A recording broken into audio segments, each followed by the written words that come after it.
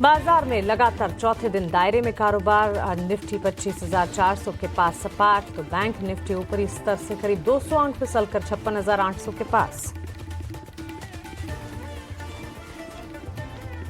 Defence acquisition council से करीब 1 लाख करोड़ के ऊपर की रक्षा खरीद की मंजूरी से डिफेंस शेयरों में भरा दम। गार्डन रीच, मैसगांव डॉक और कोचीन शिपयार्ड 1.5 से 2% फिसले ऊपर। बीएल, बीडीएल और बीएमएल में मजबूती। अमेरिकी ट्रेडिंग फर्म जेन स्ट्रीट ग्रुप पर सेबी के एक्शन से प्लेटफॉर्म शेयरों पर दबाव। बीएसई और एंजल वन 4 से 6% तक टूटे। सेबी जेन स्ट्रीट के 4,840 करोड़ रुपए करेगा जब्त। मजबूत बिजनेस अपडेट से बजाज फाइनेंस में 3% से ज्यादा की तेजी। Q1 में कस्टमर फ्रेंचाइजी 10.5 करोड़ से के पार, तो सालाना आधार पर न्यू लोन बुक में 23% की बढ़ोतरी। बेहतर बिजनेस अपडेट से मैरिको के शेयर में करीब 4% की तेजी। कंपनी की ग्लोबल बिजनेस में 19% की ग्रोथ, आय भी 10% बढ़ी। ग्रामीण और शहरी मांग बेहतर। और रियल्टी शेयरों में रौनक, फीनिक्स और गोदरेज प्रॉपर्टीज 1.5 से 2% मजबूत। प्रेस्टीज और डीएलएफ में भी खरीदारी।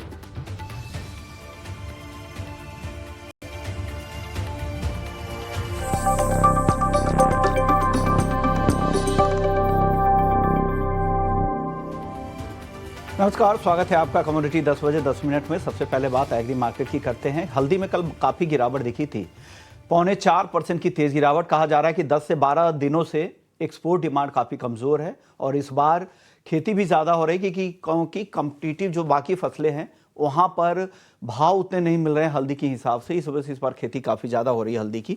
13,400 तक फिसल कर आ चुका है। जीरे को देखें तो 20,000 के नीचे है। घरेलू मांग यहां पर भी कमजोर दिख रही है। धनिया पर भी दबाव है। कहा जा रहा है कि मानसून की वजह से भी डिमांड पर असर हो रहा है। 7,175 के करीब है धनिया को लेकर ये अपडेट। लेकिन कल ग्वारसीड और ग्वारगम दोनों में 1% के आसपास की तेजी दिखी थी। लोअर लेवल पे बाइंग है और कहा जा रहा है कि जितनी भी निगेटिव खबरें हैं वो इसमें प्राइस्ड इन हो चुकी हैं। 9,750 के आसपास ग्वारगम और 5,250 रुपए के करीब ग्वारसीड का वायदा कल क्लोज हुआ था। कैस्टर सीड को देखें 6,850 के आसपास है, लेकिन कैस्टर ऑयल के जो एक्सपोर्ट नंबर है वो अच्छे हैं, वो सपोर्ट दे रहे हैं कैस्टर को। पाम तेल आज 1% की नरमी दिख रही है, 4,050 रिंगिट के आसपास है, रुपया नहीं माफ कीजिएगा। कपास 1,605 रुपए के आसपास है। आइस कॉटन 58 सेंट के करीब ट्रेड कर रहा है। इसके अलावा कॉटन सीड ऑयल केक देखिए तो यहां पर भी सीमित दायरे में ही कारोबार हो रहा है। 3,125 रुपए के आसपास कपास खली। मेंथा ऑयल आखिरी कॉन्ट्रैक्ट है 920 के आसपास, जहां पर आज गिरावट के साथ कारोबार हो रहा है। हमारे साथ भूपेश शर्मा है, टेक्निकल एनालिस्ट है बीकानेर से। बहुत बहुत शुक्रिया भूपेश जी। सबसे पहले हल्दी पे सर, हल्दी को आप क्लोजली ट्रैक भी करते हैं, कल काफी टूट गई थी, क्या वजह थी सर, और टेक्निकली कैसी दिख रही है हल्दी अब?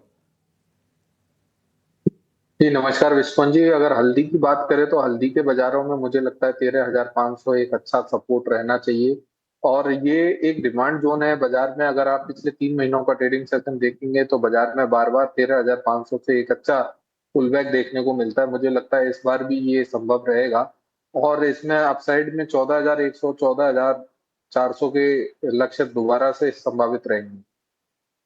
से यहां से रिकवरी की उम्मीद कर रहे हैं भूपेश जी को लगता है 14,100 14,400 तक के लेवल वापस से हल्दी में दिख सकते हैं। जीरा सर बताइए, 20,000 के नीचे है, क्या खरीदना चाहिए जीरे को? जी सर, जीरे में जितनी भी नेगेटिव बातें थी वो सभी आ चुकी हैं ऑलरेडी। अगर अगस्त वायदा की बात करें तो अगस्त वायदा 20,120 का दाम चल रहा है। मुझे लगता है कि जीरे में बाजार में फ्रेश गिरावट की बात करें तो 20,000 के नीचे जाने पर ही जीरे में कोई फ्रेश मंदी बनेगी अगस्त वायदा में। अन्यथा जीरा दोबारा से पुल बैक लेकर 20,350 20,750 तक आने वाले दिनों में फिर से दिखाई देना चाहिए। धनिया सर, धनिया में भी कल हल्की नरमी दिखी थी, सुस्ती थी सीमित दायरे में, यहां पर क्या आउटलुक है आपका? कि अगर मसालों की ओवरऑल बात करी जाए तो मुझे लगता है कि मसालों में जो ट्रेंड का रिवर्सल है विशेषकर जीरे में और धनिये में, दोनों में संभावित है अभी। और यहाँ पर देखा जाए तो धनिये में भी एक अंडर परफॉर्मेंस बहुत लंबे समय तक देखा गया है। मुझे लगता है कि 7,100 बाजार का एक बॉटम होना चाहिए आने वाले समय के लिए और बाजार अपसाइड में 7,400 7,600 तक के भी भाव बहुत आसानी से दिखा सकता है। अगर उसके ऊपर सस्टेन करता है तो बाजारों में एक पोजिशनल लंबी तेजी भी संभावित रह सकती है। ओके, चलिए, तो पोजिशनली यहाँ पे लंबी तेजी भी संभावित आपको दिख रही है धनिया में। ग्वारगम ग्वार सीड, इसकी तेजी पर भरोसा कर रहे हैं क्या? कल दोनों में 1-1% की तेजी दिखी थी, आगे क्या हो सकता है सर ग्वार में और ग्वार सीड में और गम में? जी सर, ग्वार सीड की बात करी जाए तो ग्वार सीड में एक रिवर्सल का पैटर्न देखने को मिल रहा है। ऑलरेडी जैसा आपने बोला कि सभी नेगेटिव खबरें इसमें ऑलरेडी कैश इन हो चुकी हैं भाव में, और यहाँ से मुझे लगता है कि गिरावट अगर देखा जाए तो 5150 अगस्त वायदा में नहीं लगता कि बाजार इन भाव से घटना चाहिए। अपसाइड की बात करें तो अपसाइड में 5400 5450 के लक्ष्य भी संभावित रहेंगे। 5450 के ऊपर बाजार सस्टेन करेगा तो बाजारों में एक अच्छी तेजी भी संभावित रहेगी। गुआर को लेकर यह व्यू आ चुका है। नॉन एग्री की बात कर लेते हैं, सोने और चांदी से शुरुआत करते हैं। गोल्ड और सिल्वर में आज सुस्ती जरूर दिख रही है, हल्की नरमी के साथ कारोबार हो रहा है 1,08,000 के ऊपर, लेकिन अभी भी चांदी है और गोल्ड 97,000 के ऊपर बना हुआ है। इन दोनों काउंटर में क्या लग रहा है, क्या कुछ होने वाला है सर आगे? जी सर, विशेषकर अगर सिल्वर की बात करी जाए तो सिल्वर में बाजार आउट परफॉर्म करता हुआ दिखा है पिछले कई ट्रेडिंग सेशन में गोल्ड को। मुझे लगता है कि ये आउट परफॉर्मेंस अभी भी जारी रहना चाहिए। आज बाजार मार्जिनली तेज है, परंतु 1,08,000 के आसपास कहीं भी बाजार मिले तो 1,07,500 का स्टॉप लॉस लगाकर इसमें खरीदारी करना समझ आती है। जिसका अपसाइड में अगर बात करें तो 1,08,500 1,08,800 के लक्ष्य संभावित रहेंगे। वहीं अगर गोल्ड की बात करी जाए तो मुझे लगता है कि आज के दिन में गोल्ड का बाजार सिल्वर को आउट परफॉर्म करना चाहिए, क्योंकि सुबह से एक गोल्ड में अच्छी तेजी देखने को मिल रही है और मुझे लगता है कि शाम तक ये तेजी सस्टेन करनी चाहिए। तो 96,900 96,850 के आसपास कहीं गोल्ड मिलता है तो 96,650 का स्टॉप लॉस लगाकर इसमें खरीदारी करनी चाहिए। 97,350 97,650 के लक्ष्य आज के लिए संभावित हो सकते। सोने चांदी पर बात हो गई सर, अब क्रूड में, मेटल्स में और नेचुरल गैस में, इन तीनों पर आपकी क्या कॉल है सर? जी, अगर क्रूड की बात करी जाए तो क्रूड में ओपेक का डिसीजन में एक उत्पादन बढ़ोतरी की संभावना है। वहीं अगर बात करें टेक्निकली तो टेक्निकली बाजार ऑलरेडी सभी प्राइस इन हो चुका है भाव में, क्योंकि भाव ऊपर से ऑलरेडी 900 रुपए नीचे ट्रेड कर रहे हैं। मुझे लगता है कि क्रूड में जो रिसेंटली लो बने 5,500 के, वो इतने आसानी से पेनेट्रेट नहीं होने चाहिए। कहीं भी बाजार करंट भाव पर भी खरीदारी करने की सलाह रहेगी 5,715 में, और इसका स्टॉप लॉस 5,650 के नीचे का लगाए 5,765 5,810 के लक्ष्य संभावित रहेंगे।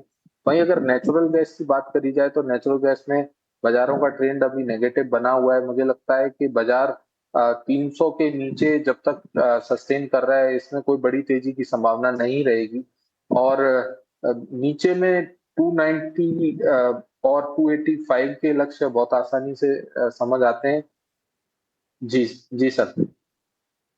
नेचुरल गैस और मेटल में कोई पसंद है क्या आपको? नेचुरल गैस में क्या ट्रेड लेना चाहिए? जी, नेचुरल गैस में बाजार ऊपर में 295 के आसपास मिलता है तो बिकवाली करें। इसका स्टॉप लॉस 300 के ऊपर का रखें। नीचे में 290 और 285 का लक्ष्य संभावित रहेगा। वहीं अगर बेस मेटल्स की बात करी जाए तो बेस मेटल्स में कॉपर में बीते कल एक गिरावट देखने को मिली। मुझे लगता है कि कॉपर का बाजार 890 के आसपास मिलता है तो इसमें खरीदारी करनी चाहिए, जिसका स्टॉप लॉस 885 के नीचे का लगाए। दोबारा बाजार 901 और 906 तक जाने की संभावना रही। तो कॉपर और नेचुरल गैस को लेकर ये राय है भूपेश जी की। शुक्रिया सर, आपने वक्त निकाला, दर्शकों को बताया कि नॉन एग्री और एग्री मार्केट में उन्हें क्या करना है। चलिए, वक्त है ब्रेक का। ब्रेक के बाद हमारे साथ बेहद ही खास मेहमान हैं, स्वरूप मोहंती साहब होंगे और मार्केट महारथी में उनसे चर्चा करेंगे कि बाजार में अब नई रणनीति उनकी क्या बन रही है, क्या बाजार पर उनका आउटलुक है। पूरी डिटेल्स लेकर आएंगे आपको ब्रेक के बाद कि उतार चढ़ाव में कहाँ पे मौके हैं। वाइस चेयरमैन और सीईओ है मेरे एसेट इंडिया के, जल्द लौटते हैं, उससे चर्चा शुरू करेंगे।